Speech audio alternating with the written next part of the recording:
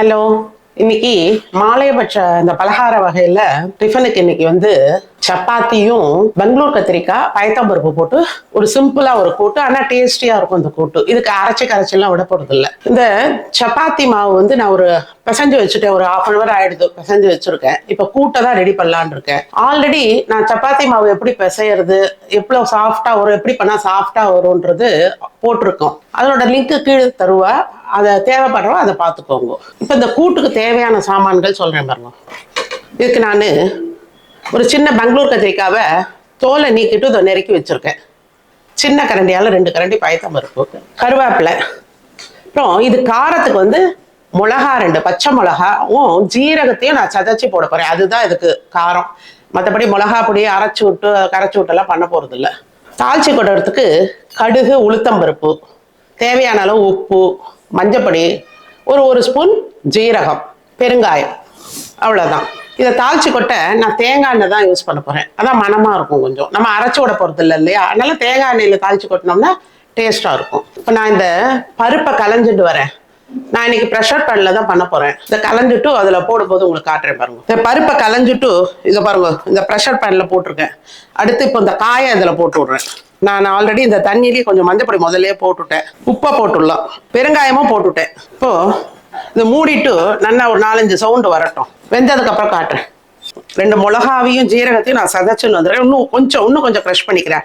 அப்போ சிலர் வந்து நீங்க உங்க காலத்துல சின்ன உரல் இருந்ததுன்னா அதுல அப்படியே இடிச்சுக்கோங்க, நல்லா இருக்கும். அதுவும் இது வேகட்டும். இந்த அப்புறம் காட்டுறேன். இப்போ பாருங்க, இந்த மாவு நான் பிசைஞ்சு வச்சு ஒரு 1/2 hour ஆகுது. நல்லா இந்த மாதிரி சாஃப்டா அப்படி பிசைஞ்சுக்கோங்க. இப்போ இதுல இந்த கூட்டு எடுக்கிறதுக்குள்ளேயும் குக்கர்லேருந்து எடுக்கிறதுக்குள்ளேயும் 2 சப்பாத்தி பண்ணலாம்னு நினைக்கிறேன்.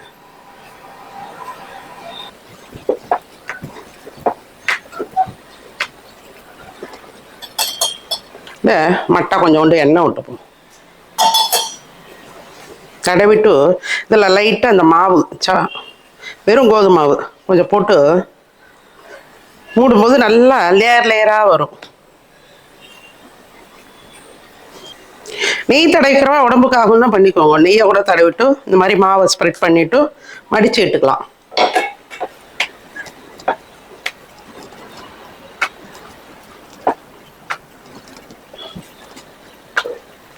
இந்த ஓரம்லாம் தடிமன் இல்லாம ஒரே மாதிரி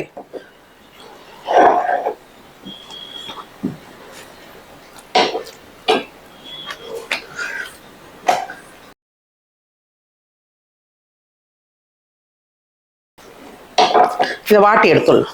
இப்போ கல் காஞ்சதும் சும்மா இப்படி லைட்டாக விட்டுக்கோங்க. இந்த மாதிரி பபிள்ஸ் வரவும் திருப்பி போடணும் அடுத்த சைடு. அப்புறம் தான் எண்ணெய் விடணும். இப்போ பாருங்க, இப்போ எண்ணெய் விட்டுடலாம். மட்டை தோசை திருப்பி இந்த பக்கம் கொஞ்சம்.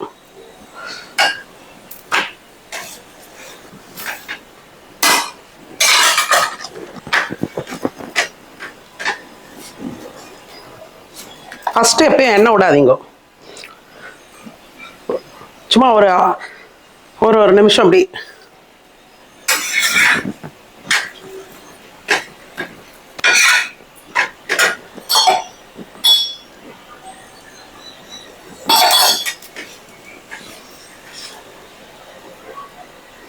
நல்லா உப்பறது வருங்க.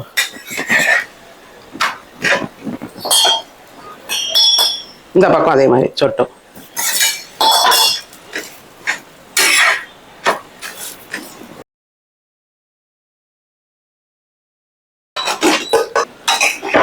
பாருங்க, கூட்டு நல்லா வெந்துடுத்து. பருப்பும் காயும் 2 கருவேப்பிலையை போட்டுருவோம்.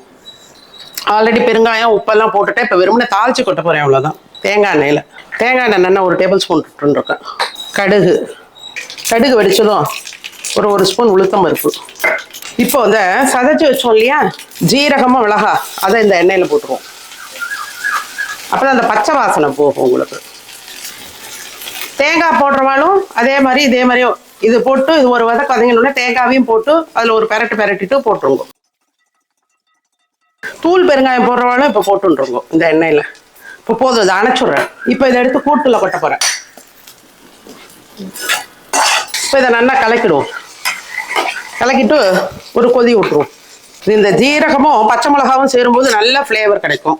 கொத்தமல்லியை கட் பண்ணி போட்டு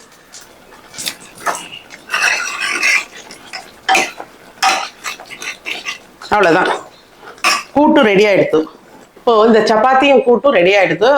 எல்லாரும் இந்த கூட்டை பண்ணி பாருங்க, இது டிஃப்ரெண்டா இருக்கும், ரொம்ப நல்லா இருக்கும், மைல்டா இருக்கும் பாருங்க. ரொம்ப ஹெவியா நம்ம அரைச்சி விட்டு எல்லாம் பண்ணல, தேங்காய் உளுத்தம்பருப்பு எல்லாம் வறுத்து அரைச்சி அதெல்லாம் பண்ணல. இது சப்பாத்திக்கு தொட்டுக்கு நம்ம ரொம்ப டீசெண்டா இருக்கும். வெறும் நாளா இருந்தா இதுல 2 கேரட்டை கூட நறுக்கி போடலாம், கலர்ஃபுல்லா இருக்கும், குழந்தை எல்லாம் சாப்பிடுவா, நல்லா இருக்கும். எல்லாரும் இந்த மாதிரி பண்ணி பார்த்துட்டு எப்படி இருக்குன்னு கமெண்ட்ல போடுங்க. என்னோட வீடியோஸ்லாம் பிடிச்சிருந்தா லைக் பண்ணுங்க, ஃப்ரெண்ட்ஸ் அண்ட் ரிலேட்டிவ்ஸ்க்கு ஷேர் பண்ணுங்க, சப்ஸ்கிரைப் பண்ணாதவெல்லாம் சப்ஸ்கிரைப் பண்ணுங்க. தேங்க்யூ.